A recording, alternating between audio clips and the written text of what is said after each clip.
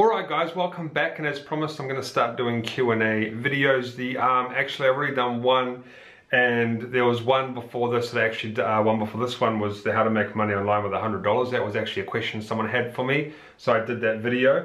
But what I'm going to do is scroll through my YouTube comments raw right now. I haven't seen a lot of them because I get a lot of spam. And I'll read them out and we'll go over some questions, and hopefully these can help some of you guys out.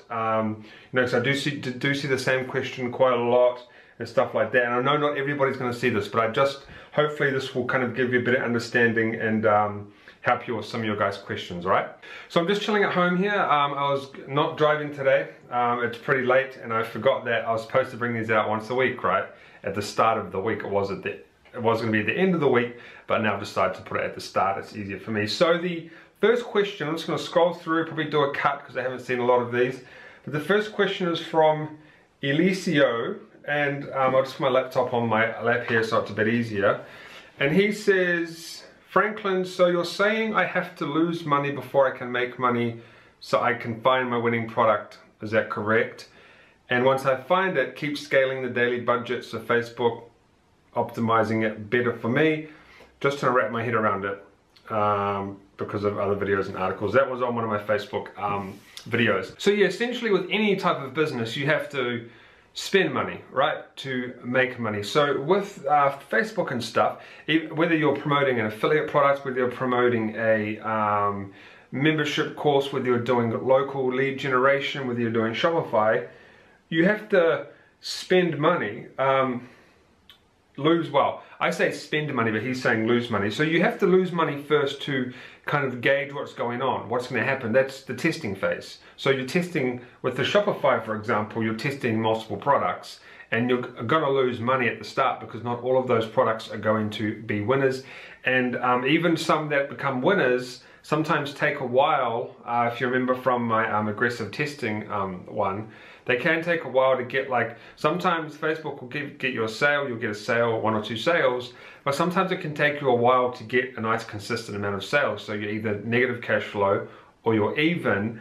And yeah, so to answer that question for you, yes, in most cases with any type of business, online or offline, you have to usually spend some type of money or lose money before you make money. Like, for example, offline businesses, they have insurance, they have rent. You know, if you have a brick and mortar store, you have rent, you have insurance. So you've lost money before you've even started doing business. So the straight line answer to that is yes, you should be losing money when you're starting out on Facebook, because you should be testing, and you're going to fail at the start most of the time, and you're going to have a lot of products that are going to fail before you find a winner. Alright, so the next question is about investing. Some of you guys asked for investing videos. I started one the other day, probably will start getting into that. So this video in particular isn't going to be just about Shopify and stuff. This person asked, would love to know more about your investing. Do you invest in stocks or Forex? If so, how did you get started? So I don't invest in any of that stuff, right? I don't mess with stocks. I have purchased into startup companies. So basically before a company goes into a public offering, I like to do that instead of actually doing stocks, because the reason I'm answering this question is because actually it says how much time a day do you spend on it. I don't spend any time on it, but I do know people that do. And if you're going to be trading stocks, especially day trading, you have to do a lot of research, and you have to actually know what you're doing. Stocks are very volatile, and you either you do short stock selling like Timothy Sykes does, or you do stocks as they go up or down. Like, there's heaps of different strategies to stock market trading. Now, I have done it in the past, yes, don't do it much now, but I do a lot of back into Bitcoin. I used to be back into Bitcoin a while ago. I'm into Bitcoin as well, also Redcoin. I've done some investing in that. Just sold a bunch of Redcoin actually, so there's a huge pump and dump on that. If you don't know what pump and dump is, it's basically they pump it up and then dump all their coins. So yeah, the reason I kind of went over that briefly is because if you do want to get into stocks and stuff, be prepared to actually have to do a bit of research and have to like watch it consistently. Stocks are not something that you like. I do stocks when I buy into companies that haven't gone public yet. It's a little bit different because I'm not day trading. I can just I just invest my money, and what happens is every year I get a dividend back. So I get a percentage of the equity that I have in that company. So it's a little bit different than stock trading and Forex and stuff like that. So yeah, I hope that answers your question. I'm surprised there's no link there somewhere. Like, everyone spams me with that stuff. But yeah, basically, how much time? You need a lot of time if you want to get into stocks and all that. It's not like everyone says it's quick and easy money. It's not really the case. All right, here's another question, not Shopify related. We'll get back into that sort of stuff. How many Web 2.0s do you buy, and do you buy both Web 2.0s and PBNs at the same time? If you're new to my channel, you don't know what this is, we're talking about backlinking, SEO, search engine optimization. I have some videos on that. So what I do first on all of my sites is I buy Web 2.0s first. I buy a 10 package off my guy. Okay, so I'll buy 10 Web 2.0s first, and what I do is I'll start doing like natural anchor text, brand anchor text, and then over time I'll actually upload my own articles to those Web 2.0s to make them stronger, because when I get them, they only have a couple of articles, but I build them out a bit more. Once I've done the Web 2.0s, I let the site sit for a few more weeks, and then I do the PBNs. When you're doing affiliate marketing and stuff, or any type of SEO on a site, there's a process. So when your site starts, it's very fresh. It's not a good idea to start throwing heaps of links at it, okay? It's a good idea to build that site out, let it marinate a little bit, just let it sit there and kind of do its thing. Then after a month, I would usually start building links to it. Then maybe after a few more weeks, I'll start building PBNs to it. It's always a bad idea if you build all of your links at once, because it's kind of like spamming. And Google doesn't like that, right? So to answer that question, how many PBNs do I buy? I start off with 10. Web 2.0s, I start off with 10. Then the PBNs, I usually buy 10 of those as well. And I'll see how I go. And then I'll wait a few more weeks, then I'll do some more, and I'll do some more, and do some more. That's how it goes. SEO is not a fast game. It's very slow now, actually, because Google's changed a few things. But yeah, that's how I do mine. For that question. Okay, this next question is actually a good one, because I just started doing a lot of this myself. So Dublin says, Dublin Store, I guess that's the name of your store or something. Would you recommend using Facebook ads to go to blogs for promoting products? I used to write blogs for Amazon affiliate sites reviewing bikes, but I never did paid ads with it. Do you find sending people to a blog from an ad is more effective for sales than direct straight up image or video ad? Okay, so I don't recommend advertising straight to blogs on Facebook or any paid traffic, because it's cold traffic usually and it's expensive. But what I recommend doing, what I've been doing a lot lately, especially on a couple of my affiliate sites actually, is you want to have a pixel on your site and retarget back to them for two reasons. Number one, it's cheap. Okay, your cost is going to be half, easy half, no doubt about it.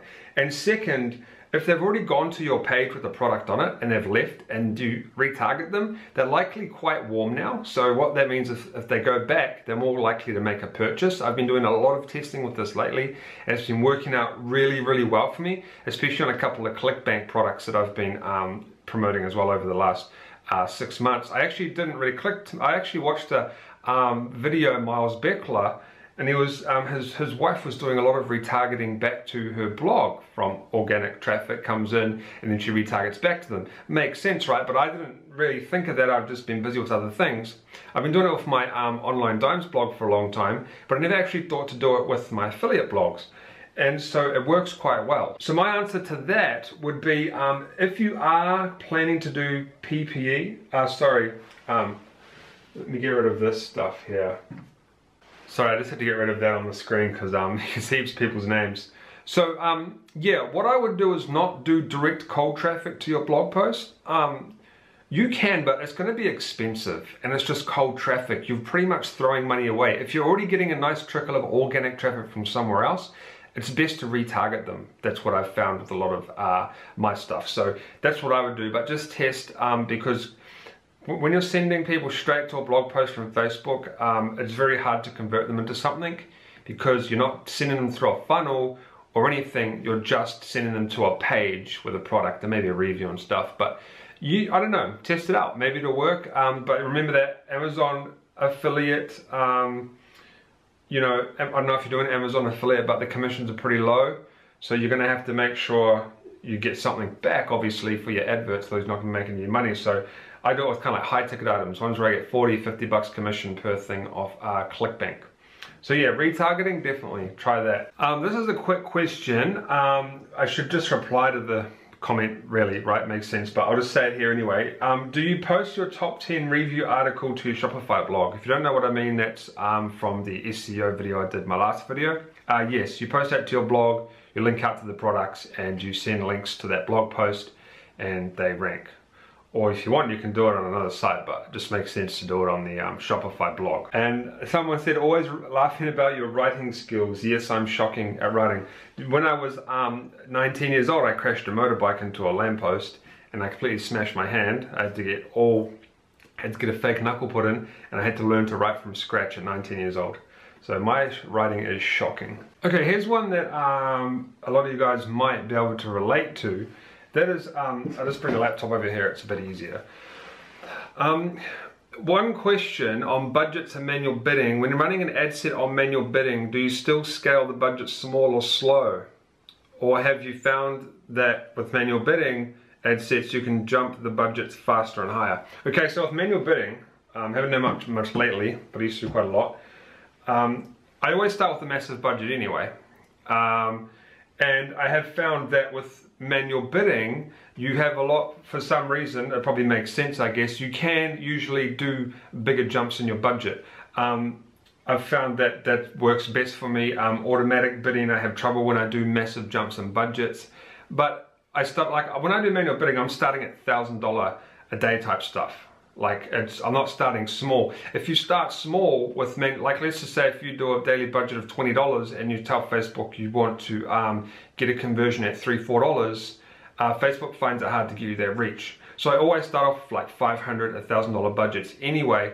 And then I haven't done manual bidding for a while, but I used to just duplicate it to bigger ad set, bigger budgets, or yeah, just increase like at stupid rates. And I never really had any problems, apart from a few problems. But yeah, to answer that question, I don't scale the budget small on manual bidding, because I start off with a big budget anyway. Because the thing is, with manual bidding, you have more control. Facebook isn't going to spend your money unless you know, because you're going to tell them, okay, I want a maximum bid of $5 per conversion, or $10, $20, or I want an average bid. You're in more control. So you can start off with $1,000, $2,000 days, because if Facebook doesn't find you a conversion at the price you want, it's not going to spend the money. So you have more control. It's not like Facebook's going to just go and spend all of that money for you and waste all of your money, because you're telling it what to do. So you can jump in with huge budgets, huge daily budgets. It doesn't really matter. And then, you know, usually with manual bidding, you'll start low and bid up, or you'll start high and bid down. I usually start low and bid up. And then, even then, some days sometimes it's a little bit inconsistent, and sometimes it's consistent. Then I'll go up just a little bit more until I get a consistent amount of conversions for my budget. But usually I got a higher budget anyway. I don't mess with small budgets when it comes to manual bidding. It's a bit of a waste of time. I'm talking like $10, $20, $30 daily budgets. You want to be doing at least 100 plus, because, you know, yeah, it's hard to kind of go over that without going into detail with manual bidding. But I just watched a video the other day actually, and I wrote down some notes. I'll just get the notes right.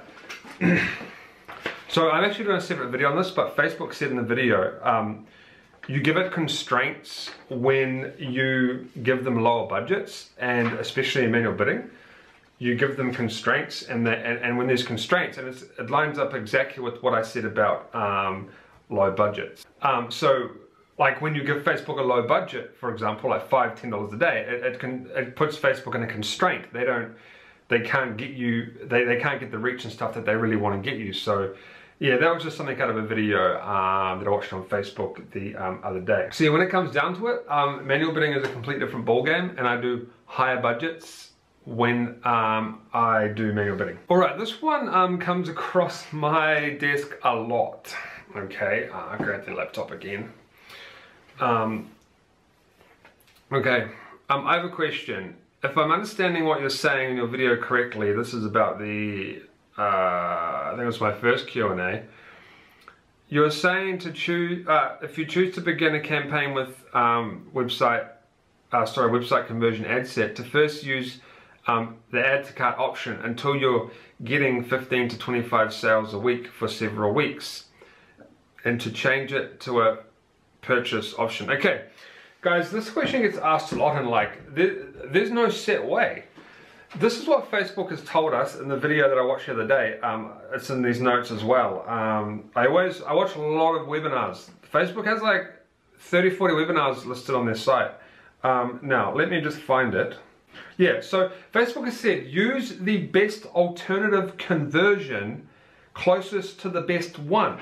So, if you're getting a bunch of initiate checkouts, right, that's a conversion, but you're not getting enough purchases, they're basically saying then sit on initiate checkout, okay? Or if you're getting not enough initiate checkouts, not enough purchases, but you're getting a ton of add to carts, then go to add to cart, okay? You don't have to change to purchase either. Like I've run plenty of ad sets on initiate checkout, put in payment info, add to cart, and I've had very successful campaigns. People need to kind of like stop focusing on the purchase all the time, because what a lot of guys are doing now is that they're getting to the 15, 25 per week, and they're changing straight away to purchase, and it's just messing up their ad sets. Because basically what you've done is you've told Facebook, okay, get me all these add to carts, and then Facebook's probably just trying to optimize it, starting to optimize it, then you change it, okay? And you've basically reset everything. Facebook now needs to adjust, okay? So to really answer that question, like, it's hard because people just want to follow what everyone else does, but my advice is to not do that. Like, basically take away what Facebook said. Use the best alternative conversion, okay? So if you're not getting, let's say you're not getting the 15, 25 plus purchases per week, but you can get 15 to 25 plus initiate checkouts per week, use that as a conversion. Or same with add to cart. If you can get 15 to 20 add to carts per week, but you can't get enough sales, then, like for example, right, okay, here's something, the fitness membership I'm doing for my friend. One of our ad sets only gets about 12 purchases a week, but it's a high ticket item. So it doesn't matter, okay? We're not there to scale it up massively because it's a high ticket item. We get good money from those amount of purchases. And we have that sitting on add to cart, and it optimizes beautifully. Absolutely amazing. And we don't want to scale that one up in particular because it's making us a good income, because it's high ticket, right? We don't need to scale it up. And then now we're going and scaling up by looking at other interests, but we're not scaling up that particular ad set because it's working fine for us. So it depends on your prices of your products and all sorts of stuff, guys. Like, you know, if you've got a product that you make, you know, there's a lot of Facebook courses going around now where people are making $1,000 per purchase. You're not going to have that on purchase, are you? Because, you know, most of the time with that, you're not going to get 15 plus a week, are you? You're probably going to be sitting on add to cart. So I hope that makes sense. You got to look at the high ticket items versus the low ticket items as well when you're doing that type of stuff. I know for the fitness thing we're doing, it is a high ticket item, and we don't need to go 15 to 20 plus per ad set because we make enough money without doing that. So obviously we go to something, a better alternative, which is add to cart, right? So yeah, I hope that kind of answers your question, is to not get stuck on purchase so much. Just go to the best alternative, the next alternative to your purchase or whatever you're trying to do. All right, here's another one for SEO, okay? I get like, this is a crazy question every day, but I don't mind answering it. How many links shall I use when backlinking? Guys, there's no answer. There's no answer, okay? It depends on your niche, depends on your site. Like, that's it. I'm going to leave that question there because it's so easy. There's no answer. How many links should you use? I don't know. So you just keep building good quality links until your website starts to rank. And even if you build too many, it just makes your site stronger anyway. So yeah, to answer that question, guys, there's no number. You can just do whatever you want. you know, general rule of thumb, the easier the niche, obviously the less links you got to use, and the harder the niche, the more links you got to use. So just go off that. Alright guys, here's one I've really wanted to answer for a long time, okay? This is in different context, but if I accidentally shut off my ad, is it better to duplicate it and start a new one, or just simply turn it on again? Right, now a lot of these experts say never ever ever pause an ad. I've had one running since December last year. I paused it for 3 months, okay, and I just started it again not long ago. Then I paused it again for a month because I was working on some stuff. And the ad has run fine, the ad sets run fine every time I paused it and brought it back. Pausing your ad sets don't do anything bad to your ad sets, okay? Now, some cases, some people are gonna say, yeah, it does, they've got the proof and stuff, okay, right? That's okay. But for me, I pause ad sets all the time, never get any problems. Never get any problems. So to that question, like, you could duplicate it and start a new one, but just let the other one run as well. See which one performs better. But you know, don't get scared to pause an ad set and then turn it, or campaign I should say, and then turn it back on. I do it all the time, never had any problems whatsoever. But the thing is what people don't understand with Facebook, okay, and once again I'll get to my notes here because Facebook mentioned this again in the video I watched the other day, is you're in a bid, you're in an auction. So your ad sets, especially on automatic bid, are going to go up and down. You're going to have good days and you're going to have bad days, right? It's never really going to be crazy consistent on automatic bid. So what happens is these guys will pause the ad set, and the next day or the next 24 hours, 48 hours, of course it's not going to run right because it's trying to get back into the system. It's trying to adjust again, right? You've just paused it, reopened it. When I paused the one I've been running from December the first time, and I ran it about 3 months later, 2-3 months later, I started it back in start of March, I think. It took about 4 days for it to start getting back to where it was. It was up and down real bad. It was real bad. It had 2 days of nothing and then it came back up. So I think that's where a lot of people get stuck, is they think that when people say scaling and all that, that everything's consistent. On automatic bid, everything is not consistent, because you're in a bid. At different times of the day, you're gonna have different. You're gonna have, you know, it's just different. Different times of the day work better than others, and you're bidding against other people. So just remember that whatever you do to your ad sets, just let them adjust, and they're usually going to come back to where they were.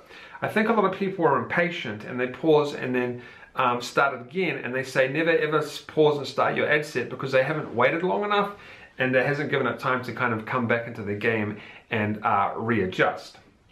So I kind of hope that explains it to you. I mean, they have a pause function for a reason. It's when you pause it, your ad just stops. When you unpause it, it just starts again. There's nothing that happens, like everything is still there. You've just turned it off and on. Facebook isn't going to be like, oh well, we're going to disadvantage you now or something. That's not how they work. All you're doing is turning it off and on. There's no drama there. Some guy said, I'm not interested in this business, dude. Well, don't watch that video. You can just leave that video. Those questions are really funny because you can just leave the video, just click back button. Alright guys, I'm going to find one more question because this video is pretty long, I think, probably around about half an hour now, and it is 9 o'clock. I have a lot of things to do tonight. It's going to be another 3 o'clock in the morning one for me. Okay, so this is a nice long question. I'm going to probably kind of answer a few things for you guys, right? So I'll read this one out. This is from the aggressive testing video.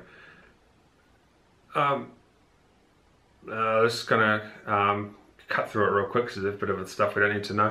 One thing I wanted to ask, when doing these individual ads for each product you are testing, do you choose the best age group, demographic and interest, and just use that range for one ad you're running for a specific product? How does the targeting work in these aggressive testing ads? Okay, so when I did aggressive testing video, when you're testing just straight website conversions and stuff, you should do somewhat research before you do those ad sets. So age, I usually go pretty broad, because what's going to happen, okay, I go pretty broad on the age, so I might go 18 to 40 to 50 or something, and then I'll do like a little bit of, you know, research on the targeting. But what's going to happen is when I get my winner, I'm going to let it run for a while, and then I'm going to dive. It's all about data mining. It's all about mining that data out of that ad set later. So what I'm going to do then is when I get my winning ad set, I'm going to dive back in a week later, 2 weeks later. I'm going to see what times work the best. I'm going to see what age group worked the best. Then I'm going to start diving into that ad set, and then I'm going to start dissecting a little bit, and then I'm going to start doing more ad sets with that particular age, or exclude particular countries if we're doing that sort of stuff. Change interest, or not change interest, but duplicate into different interests. That's when I start to do all that type of stuff if I'm aggressive testing, because the whole point of that aggressive testing is to just test, okay? We're not, you know, do some research. Obviously, you have to research your interest and, you know, stuff like that, but don't get to the point where you're doing so much research that you're not actually testing, okay? Because that's what a lot of people do. They'll do so much research, and they'll come to the testing point and they'll be like, I'm sure this was going to work, and they'll get angry and they'll get frustrated. Don't overthink it when you're doing the aggressive testing stuff. I would go big on the ages, 18 to 40, 18 to 50. I would choose your countries, probably, I just do USA most of the time. And then I would choose, like, you know, I do the flex targeting and stuff. I would choose bigger audiences when you're testing like that. So I would probably go like at least 1 million plus, because when you start dissecting into them later on and doing different ages and different interest, or shrinking the interest maybe, you're going to shrink that audience down. Okay, so it's, when you're aggressive testing, it's always best to start with a bigger audience. The bigger the better. And now in 2017, Facebook, this new update that's come out, I'm going to talk about this in another video, but they're basically telling us that they're going more broader now with a lot of their stuff. They're basically telling us to go broader, and they'll do the work for us now. They'll put the ad where it needs to be. That's kind of that's probably really what I've got from this update and from the testing I've been doing. That is the last question. But yeah, I just kind of like, when you're aggressive testing like that, or when I do it, I'm going to start diving into my ad sets later on once I've collected data and do data mining. Then I'll worry about the ages. Then I'll worry about jumping into more interest. And yes, I do interest research. Like I'm not just going to blindly target people, but I might not go like real crazy dial down. I'm not going to dial down to 200,000, 300,000, 400,000 people, stacking interest and flex targeting, because later on I don't have much room to move. I can't shrink the age, because that's going to probably cut my audience in half or something. So yeah, with any type of testing, it's good to go big at the start, right, with your audience, and then work on it later, okay? But at that point, all you're trying to do is find winners, and I understand a lot of people probably, well, you have more chance of finding winners if you do proper research, and of course, do proper research, but do research on a bigger scale, on a broader scale, so it's easier later on to narrow things down. Okay, if that makes sense. Because let's say you get 10 products and you get an audience of 300,000 each, okay? Let's say, for instance, right, well, no, let's say 500,000 each, so they go a little bit bigger. Let's say you get one winner, and you got one winner, one audience of 500,000. Let's say you've got ages 18 to 30, 18 to say 25 is doing really, really well for you, but the rest of the ages are not doing that well. So let's say you duplicate into another ad set with that 18 to 25. And let's say that goes really well, and then maybe you kill the other one, but the one that's going really well, the one that you duplicated, you pretty much cut that audience in half, or probably around about that, because you've just cut the age big time. Okay, so yeah, to like answer the question specifically, do I choose the best age group in demographics and interest? I don't choose the best age group then, unless I've done PPE first, of course.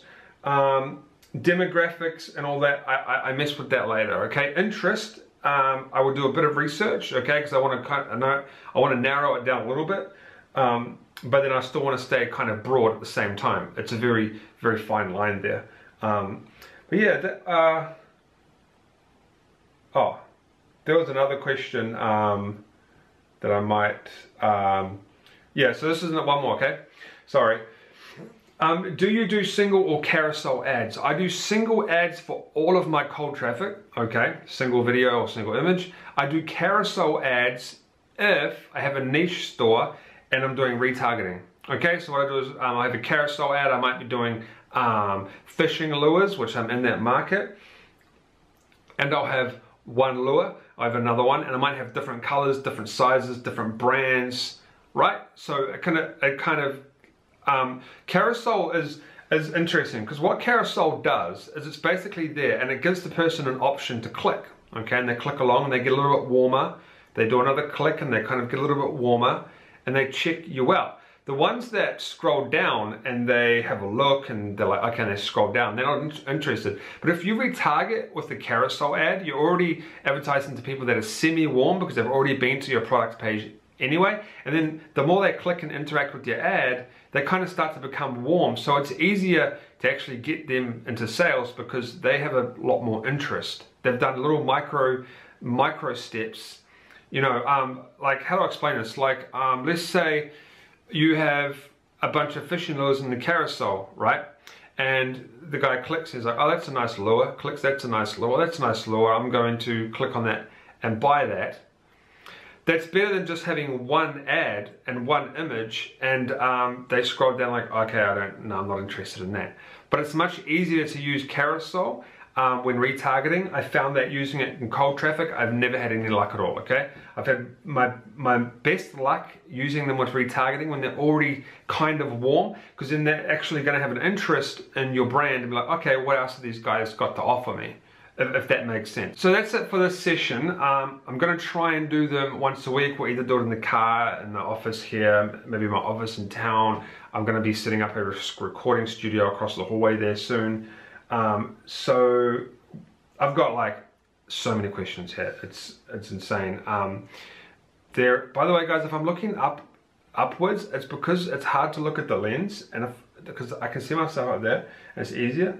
But I've got just pages and pages of questions and spam. But anyway, if you guys have any more questions, hit me up below, and I'll be happy to go over them for you. And I'll try, you know, if I get heaps of questions, I'll try and do 2 or 3 of these a week, right? And help you guys out. I'll see you in the next one.